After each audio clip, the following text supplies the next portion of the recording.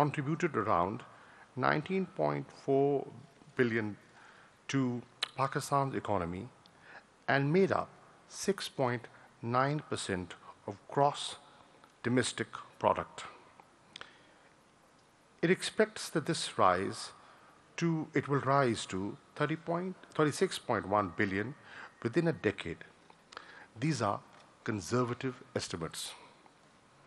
International tourism moguls are taking note, dubbing Pakistan as one of the most attractive destinations, calling it the next big thing in international tourism. The expansion, however, has materialized so far mostly in the domestic segment. And the security variable has remained a key determinant.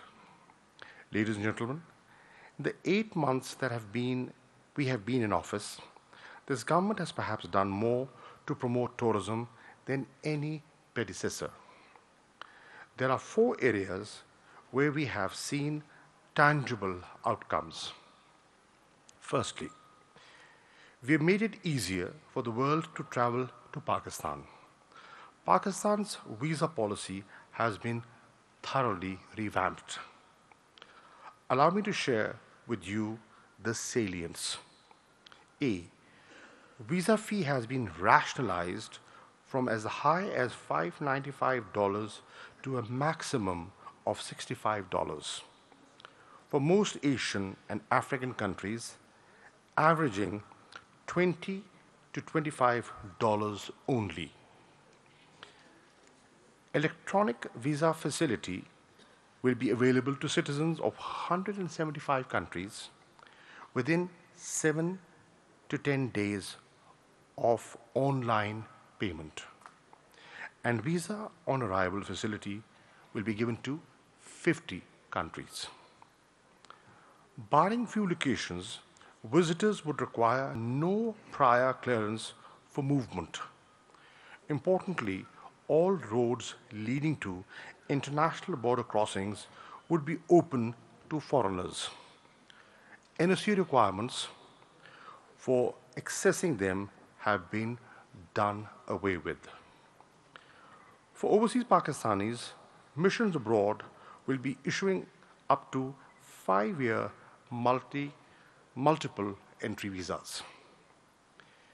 May I also add that the Federal Cabinet has recently approved a new aviation policy aimed at promoting tourism, particularly to our northern areas.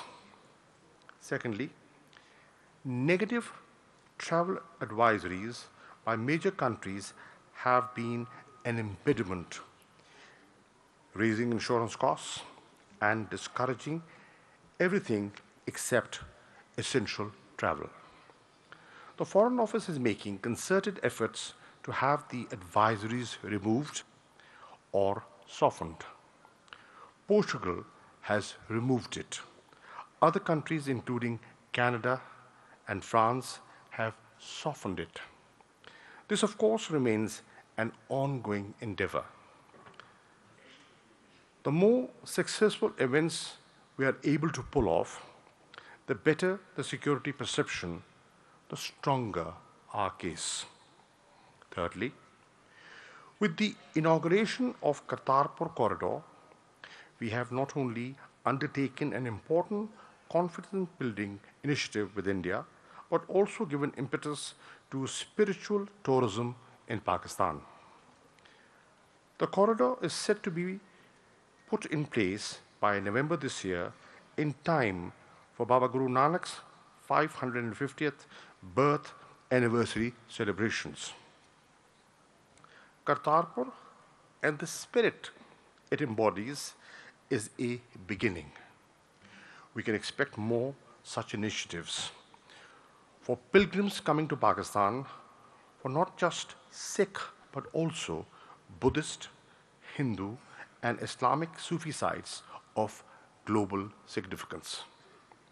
Fourthly, we have put in place institutional mechanisms to oversee reform in the tourism sector. A national task force headed by the Prime Minister, is in place, working inter alia on identifying and developing new tourist destinations across Pakistan. A National Tourism Coordination Board bringing together all relevant federal agencies has also been set up to market Pakistani tourism and provide technical assistance to the provinces. These measures, ladies and gentlemen, are only a start. They lay the groundwork for the expected takeoff that is yet to materialize. The laundry list of things to do is long, but a beginning has been made and it has to be built upon. 5 priority actions come to my mind. A. Governments, federal, provincial, and local, the aviation industry, and the hospitality, services, and transport sectors will all have to work in tandem. B. We will have to build upon Pakistan's many comparative advantages, which include the vast diversity of exotic landscapes, climes, and cultures, our central location, our favorable exchange rate and cost effectiveness, and our vast human resource. C. We will have to address weaknesses. Continual efforts need to be made to combat the negative stereotyping, improve coordination, and build capacities.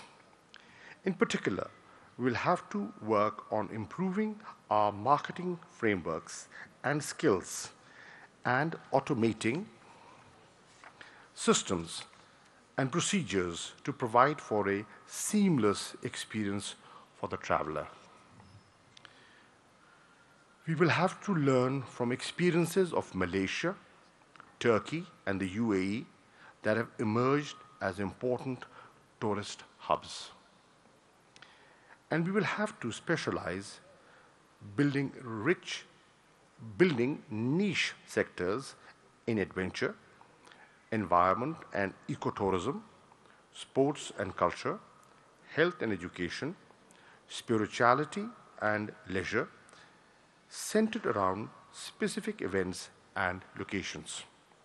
Ladies and gentlemen, I am happy that this conference is being organized and an effort is being put to open this country to tourists coming from all over the world.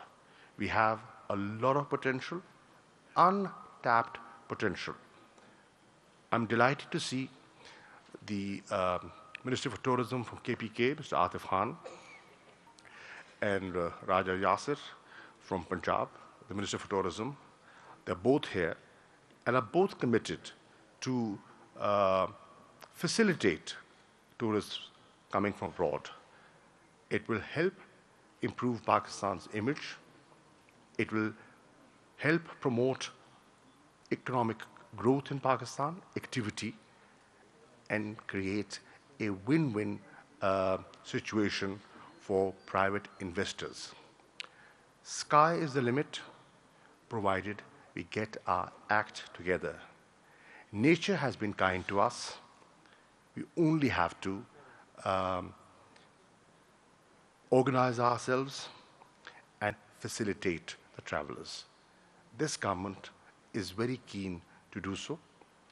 We do understand that the private sector will certainly play the most important part in promoting tourism, and this government will help and facilitate your business interests. Thank you.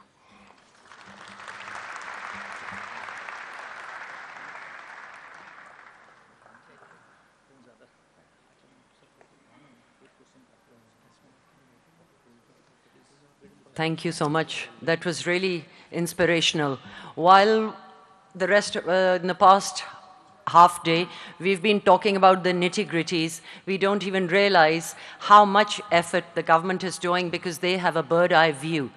and they are looking at investments, the bigger picture, while we are still struggling about smaller issues. So thank you so much. Of course, I have never been in the presence of such distinguished guests, and it is my honor and privilege to welcome, because this next